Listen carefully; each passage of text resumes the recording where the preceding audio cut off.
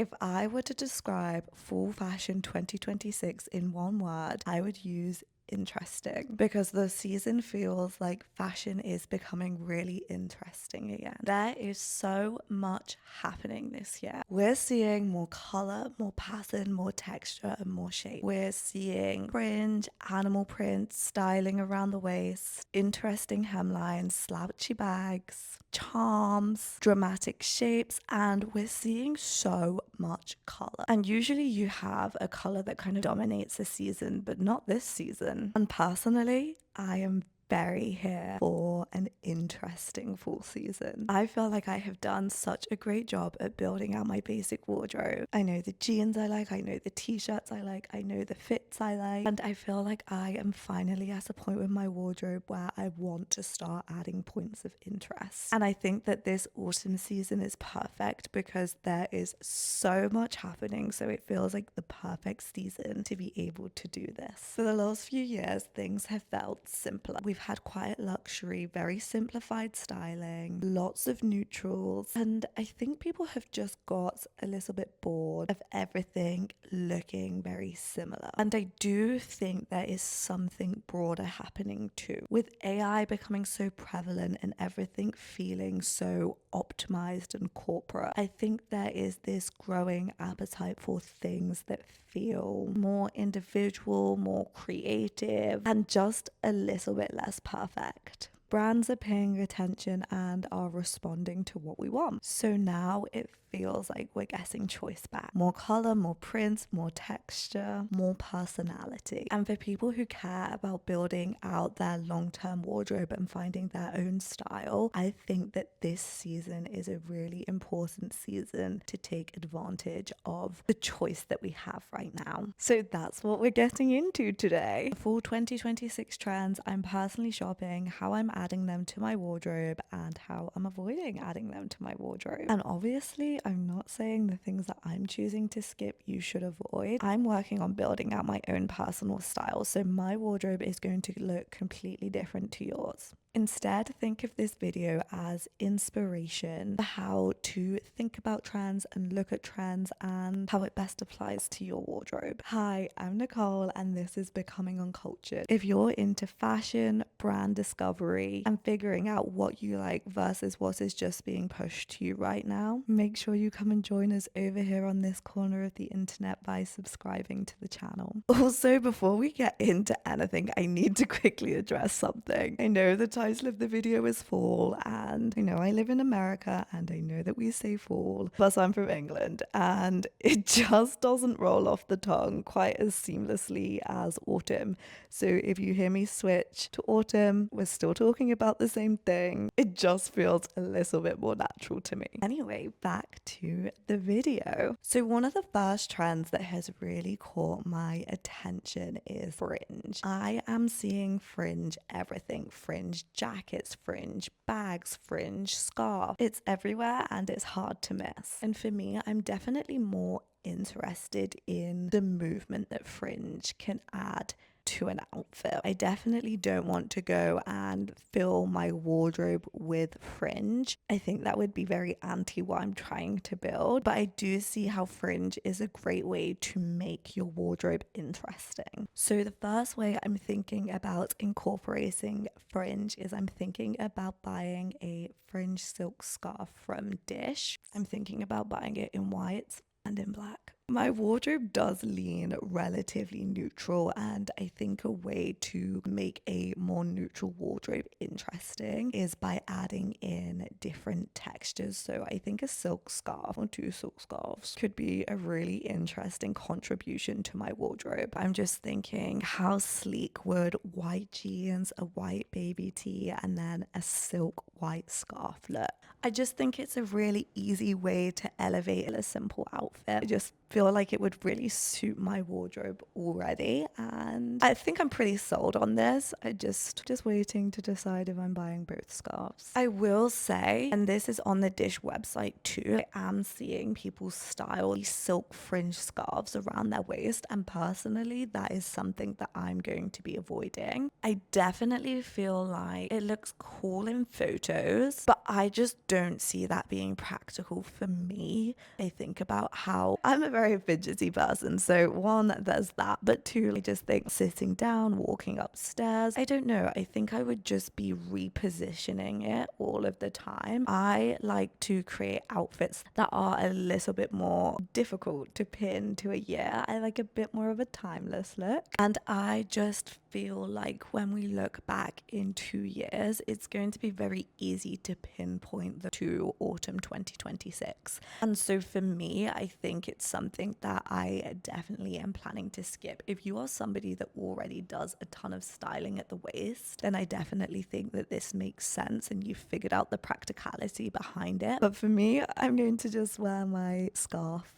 over my shoulders. And then the other thing that has really caught my eye in terms of fringe is fringe event dresses. So fringe just running down the entire body, maybe broken up into different sections. I just think that this is such an interesting way to add movement to some simple silhouettes. It's a really interesting way to elevate a wedding guest outfit or a conference black tie event. I just think it's really fun and really interesting. And I think that when you are going to events, they can be a little bit more interesting. And I think it's really easy to pull fringe out during this time. So I do have a few weddings, and so I definitely have my eye on a fringe dress. I have been seeing a bunch of people wearing fringe hems, and this is personally something I am choosing to avoid.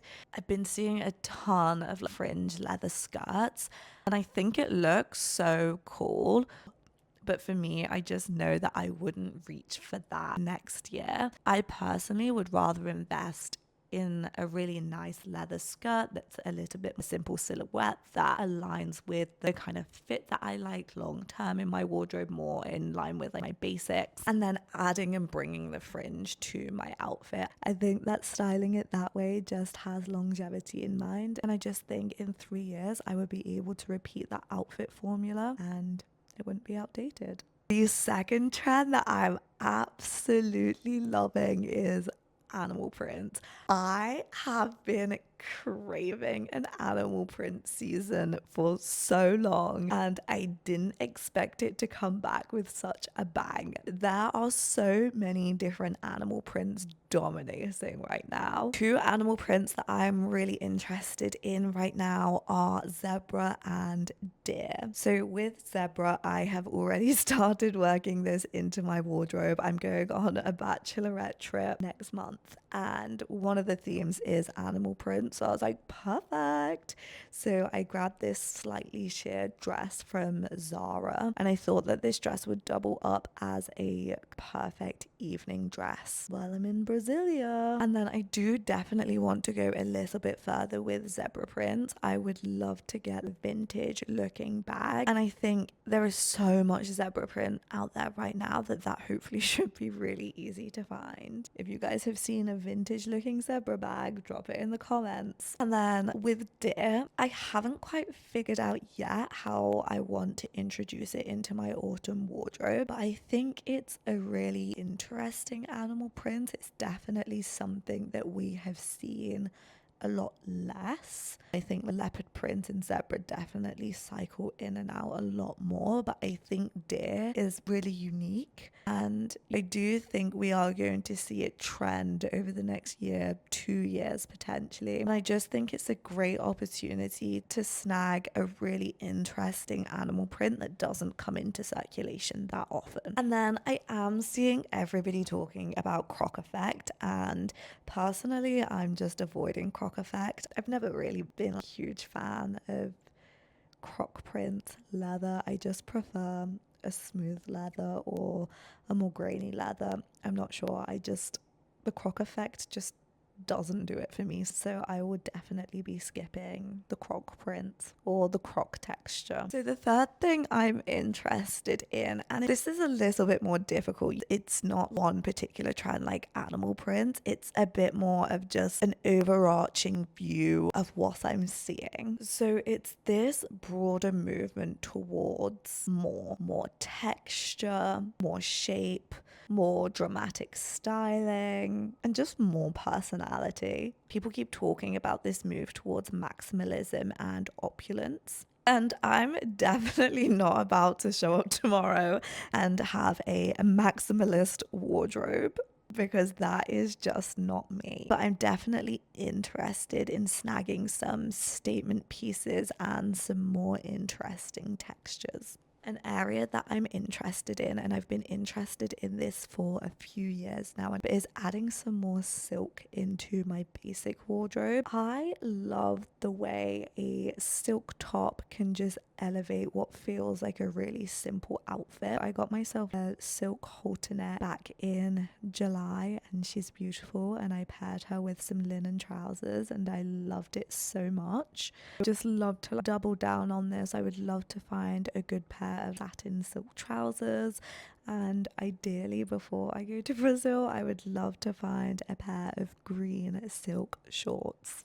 So the fact that we are just seeing more interesting fabrics is personally great for me, because I feel like it's going to be the perfect time to build out my silk stroke satin basics, and I probably will grab some silk vests and potentially some silk t-shirts. I'm definitely also interested in adding more shape to my wardrobe.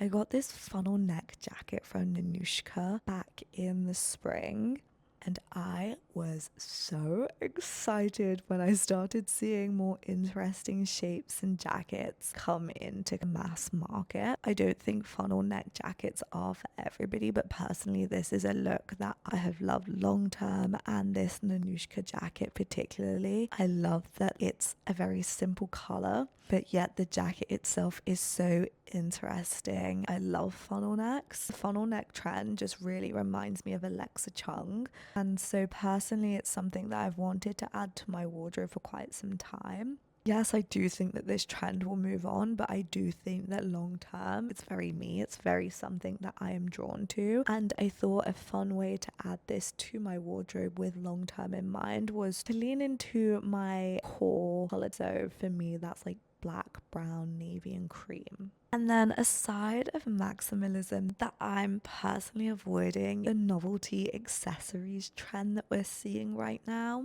I'm seeing dog-shaped bags, apple-shaped bags, fish sandals, charms everywhere. A more simple version that comes to mind is just like that Coach cherry charm that we're seeing everywhere. And I completely understand why people love these things. They're cute, they're funny, they can be like sometimes ironic, they're fun, and I know that we're definitely craving more fun in fashion right now, but they're just not me.